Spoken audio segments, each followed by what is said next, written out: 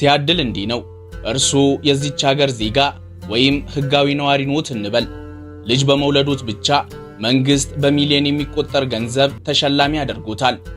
አንድ ልጅ ሲወልዱ 1 ሚሊዮን ገንዘብ አፈሱ ማለት ነው። ያም ብቻ አይደለም፣ ወጣት ከሆኑ ፈታ ዘና የሚሉበት ዕድሜ ላይ ነው ያሉት።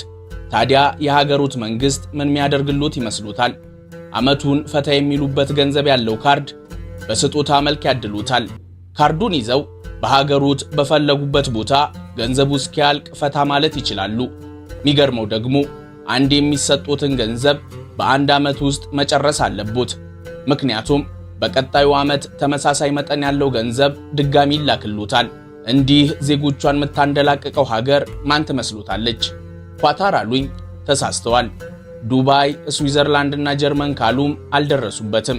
የሚገርመው ይህንን የምታደርገው ሀገር ማን እንደሆነች ሲሰሙ ነው። በፍጹም እንዲህ ታደርጋለች ብለው አይገምቱም። ምክንያቱም ስለሷ የተነገሩት ሁሉ ክፉውን ነው። አንዳንድ ሀገራት እንዲህ ናቸው። ገና ስማቸው ሲጠራ ልብን በድንጋጤ ትርክክ ያደርጋሉ። እስቲ ሳይዋሹ ይንገሩኝ፣ ራሽያ ሲባል ምን ይሰማውታል? ኔቶን ያንቀጠቀጠ አስፈሪ ጦር፣ ያውም በዓለም አንደኛ ብዛት ያለው ኒኩለር መሳሪያ የታጠቀ። ድንገት ሳት ብሏቸው ከሳቁ እንኳን በአይናቸው የሚስቁ ኮስታራ ዜጎች አስፈራርቶ መግለጫ ሲሰጥ ዓለም እንቅልፍ የሚያጣለት መሪ ወይስ ሰርጌይ ላቭሮቭ ይሉት ከኒኩለር እኩል የሚፈራው አፈቀላጤ? ቡጢኛ ከሆኑ የመረቡ ውስጥ አንበሶቹን ካቢብ፣ ኻምዛትና ኢስላም ሊሉም ይችላሉ። አያስዋሹንና ሩሲያ እውነትም መፈራት የሚገባት ሀገር ናት። እስቲ ያስቡት፣ የያዘችው እኮ ኒኩለር መሳሪያ ነው። ያውም የሚደርስበት የጠፋ ብዛት ያለው። ሩሲያ ያላት በማንኛውም ጊዜ በጦርነት ላይ ለመሰማራት ጣጣቸውን ጨርሰው ዝግጁ የሆኑ ከ4300 በላይ የኒኩለር ጦሮች አሏት። አሜሪካ ካላት ከ600 በላይ ማለት ነው። ያውም መልካቸው ብቻ ከሚበቃ አስፈሪ ሰራዊት ጋር። በእውቀትም ቢሉ ምድርን ለቆ ስፔስ ላይ ወጥቶ መንጠላጠል ከሩሲያ ቀድሞ ለዓለም ማን አስተማራትና? ሩሲያ የዓለማችን የመጀመሪያውን ሳተላይት ያመጠቀች፣ ዩሪ ጋጋሪ ይሉት የመጀመሪያውን ሳይንቲስቷን ስፔስ ላይ የላከች። ያም ብቻ አይደለም፣ ብቻ በረደኝ የሚልለት በበረዶ ግግር የተሸፈነውን የአርክቲክን ግዛት እንደ ሩሲያ የደፈረው የለም። የሩሲያ አይስ ብሬከር መርከቦች እንደ ቀልድ ያንን ግዙፍ የበረዶ ግግር እየደረማመሱ ይጓዙበታል። ሲያሻቸው በረዶውን ልክ እንደ ጥቁር አፈር እየሰረሰሩ የሚፈልጉትን ማዕድን ያወጡበታል። በተራቀቀ አየር መቃወሚያና ወታደራዊ መሳሪያን በማምረት ሩሲያ አትጣማም። ሌላውን ይተውት፣ የኢትዮጵያ አየር ኃይል ሱ ምናምን ሚግ ምናምን የሚባሉ የጦር ጀቶችን ታጥቆ ካዩ ወይም የሀገራችን ወታደሮች ክላሽንኮቭ፣ ኤኬ፣ ማካሮቭ የተሰኙ ጠመንጃዎችን አንግተው ካዩአቸው የሩሲያን ምርት የተሸከሙ ኢትዮጵያውያንን አዩ ማለት ነው። እነዚህ መሳሪያዎች በብዙ ሀገራት የነጻነት የጀግንነትና የታጋይነታቸው ምልክት አድርገው በየባንዲራቸውና ሐውልቶቻቸው ላይ የሚቀርጿቸው የኩራት ምልክቶች ናቸው። ሩሲያ በማቴማቲክስና ፊዚክስ ዕውቀታቸው አንቱ የተባሉ ሳይንቲስቶች መገኛ ናት። በሳይበር ሴኩሪቲና በኮምፒውተር ፕሮግራሚንግ የሩሲያን ልጆች የሚያህላቸው የለም። በሜትሮና አንደርግራውንድ ኢንጂነሪንግ የሚደርስባት ሀገር ጠፍቷል። በኢነርጂ ቴክኖሎጂ መሪ ከሚባሉ ሀገራት ሩሲያ አንዷ ናት። ሩሲያ ግን ዕውቀት ብቻም አይደለችም፣ ተዝቆ የማያልቅ የተፈጥሮ ሀብት ያላት ሀብታም ሀገር ናት። በሀብቷ መጠን ከዓለም በከፍተኛ ደረጃ ከፊት ከሚሰለፉ ሀገራት አንዷ እንድትሆን አስችሏታል። ሩሲያ በተፈጥሮ ሀብት ክምችት በዓለም አንደኛ ደረጃ ላይ የምትቀመጥ ሲሆን የሀብቷ ግምት በትንሹ 75 ትሪሊዮን ዶላር ይደርሳል። በጂዲፒ ግዝፈቷ ሩሲያ የዓለማችን 9ኛ ሀገር ናት። በመግዛት አቅም ግን 4ኛ ደረጃ ላይ ትቀመጣለች። የሩሲያ ትልቁ ሀብቷ ነዳጅ ነው። በዓለም ላይ ካሉ ከፍተኛ የነዳጅ ክምችት ካላቸው ሀገራት ሩሲያ ከዋነኞቹ አንዷ ናት። ከ107 ቢሊዮን በርሜል በላይ ነዳጅ እንዳላት ይገመታል። በተፈጥሮ ጋዝ የሚደርስባት የለም። ዓለማችን ካላት የተፈጥሮ ጋዝ ክምችት 24 ከመቶ የሚሆነው የሚገኘው ሩሲያ ውስጥ ነው። ከ1.6 ኳድሪሊየን ኪዩቢክ ጫማ በላይ የተፈጥሮ ጋዝ ይዛለች። ልብ ያድርጉ፣ ትሪሊየን አላልንም፣ ኳድሪሊየን እንጂ። ወርቅ፣ አልማዝና የደን ሀብት በከፍተኛ መጠን ይዛለች። በእነዚህ ምክንያቶች ሩሲያ ብትፈራም አይገርምም። የዛሬው ጭውውታችን ግን ከዚህ ይለያል። የሩሲያን አስፈሪነት ቲቪ ባበሩ፣ ሬዲዮ በከፈቱ፣ ሶሻል ሚዲያዎችን በተከታተሉ ቁጥር የሚያገኙት መረጃ ነው። ይልቁንስ እኛ ስለማንጠብቀው የ144 ሚሊዮን ዜጎቿን አስገራሚና የቅንጦት አኗኗር ማንም ስላልነገረን ሃይማኖተኝነቷ፣ ስለ ከተሞቿ ውበትና ዘመናዊነት፣ ስላልተሰሙ አስቂኝና አስገራሚ ህጎቿ ብቻ ኑሮ በሩሲያ እያለን እንጨዋወታለን። ዋና ዋና ከተሞቿን ከላይ በድሮን ከታች በታክሲና ባቡር ሲያሻን ወክ እያደረግን እንጎበኛቸዋለን። ከምንም በላይ ግን ሩሲያና ኢትዮጵያ ስላላቸው ወዳጅነት እንጂ ሩሲያ ውስጥ ስለሚኖሩት ከ2000 በላይ ኢትዮጵያውያን ተነግሮን አያውቅም። በዛሬው ፕሮግራማችን ያሉበት ድረስ ሄደን እናገኛቸዋለን። መልካም ቆይታ።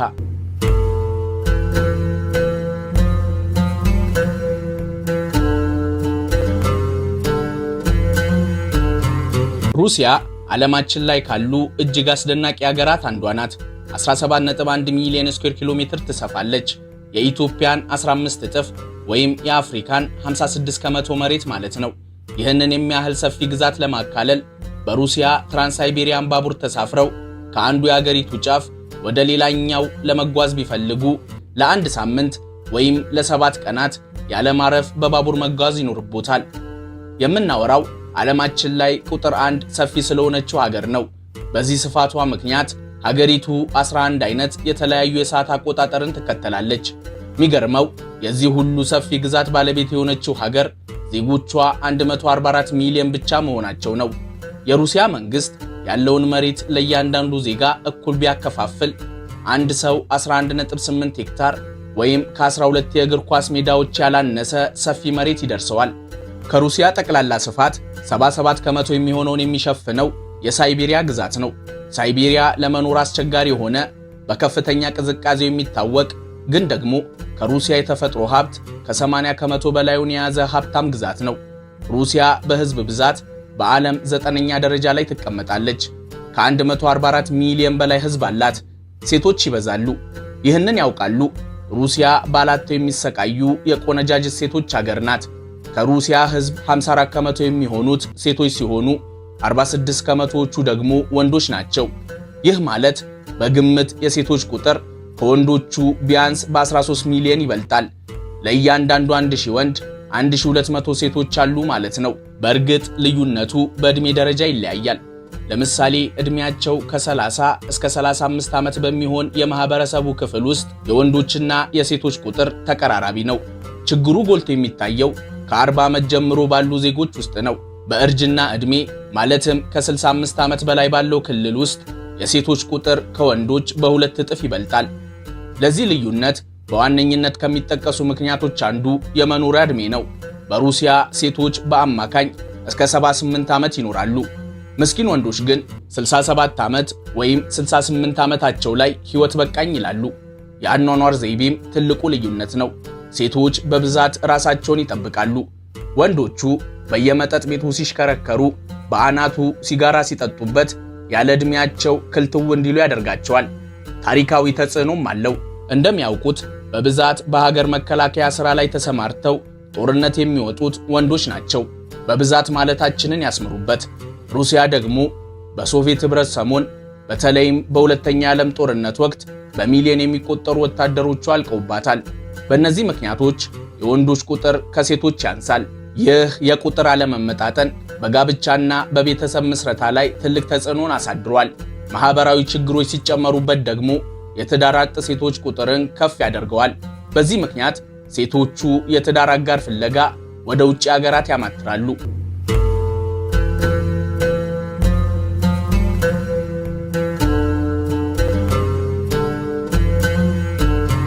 ሩሲያ ለዜጎቿ በዚህ ልክ ቸርነች ብንል ውሸት ማለቶት አይቀርም። ቢሉም አይፈረድቦትም። ውሎና አዳራችን ከምዕራባውያኑ ጋር ሆነና እነሱ ጥሩ ነው ያሉንን ጥሩ እንላለን፣ መጥፎ ያሉንን ደግሞ ሲያስጠላን ይኖራል። መረዳት ያለብን ግን እነሱ ጥሩና መጥፎ የሚሉት ከነሱ ጥቅም አንጻር እንጂ እውነት የሀገሪቱ ወይም የህዝቡ ማንነት ሆኖ አይደለም። ለምሳሌ ሩሲያ ከነሱ ጋር ትከሻ ለትከሻ የምትለካካ፣ በአንዳንድ ሁኔታዎች ደግሞ ከነሱ የምትበልጥ ቅንጣት ታህል እንኳን ሉዓላዊነቷን የማታስደፍር ሀገር ናት። ይህ በአሜሪካና በጀሌዎቿ አንጻር ክፋት፣ ለዲሞክራሲ ራቀች፣ ህዝቦቿን የምትጨቁን የሚል ስም አሰጥቷታል። አልፎ ተርፎም የበዙ የማዕቀብ ናዳዎች ተጥለውባታል። በእርግጥ መጥፎ ጎን አይጠፋትም። ለማንኛውም የሩሲያ መንግስት ለዜጎቹና በህጋዊ መንገድ ሀገሩ ለሚኖሩ ነዋሪዎች የሚያቀርባቸው በርካታ ነፃና ከፍተኛ ድጎማ የሚደረግባቸው ጥቅሞች አሉ። እነዚህ አገልግሎቶች በአብዛኛው የዓለም ሀገራት ደረጃ ቅንጦት ነው የሚባሉት። ምክንያቱም በመንግስት ከፍተኛ በጀት ተመድቦላቸው ለዜጎች በነፃ የሚቀርቡ ናቸው።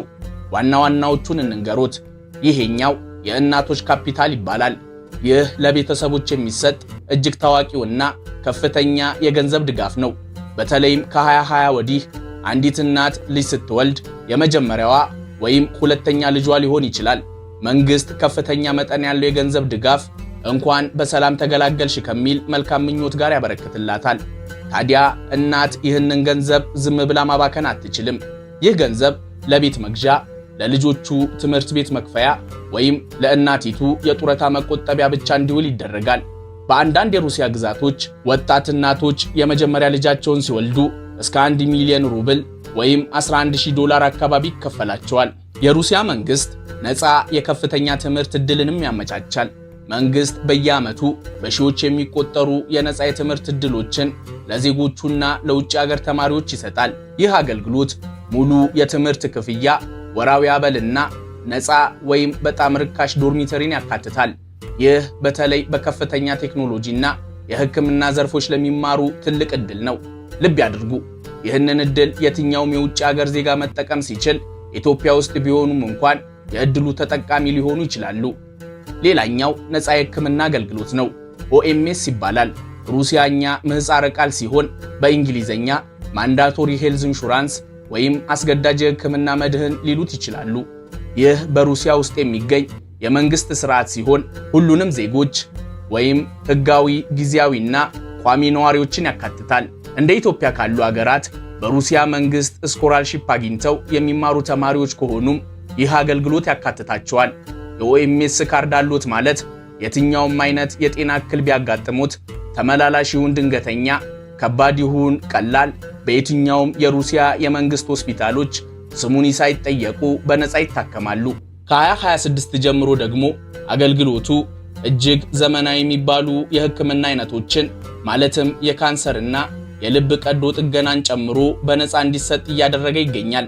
ችግሩ ግን የኦኤምኤስ ተጠቃሚዎች ብዛት ስላላቸው ከድንገተኛ ውጭ ላሉ ህክምናዎች ወረፋ ሊያስጠብቁት ይችላል።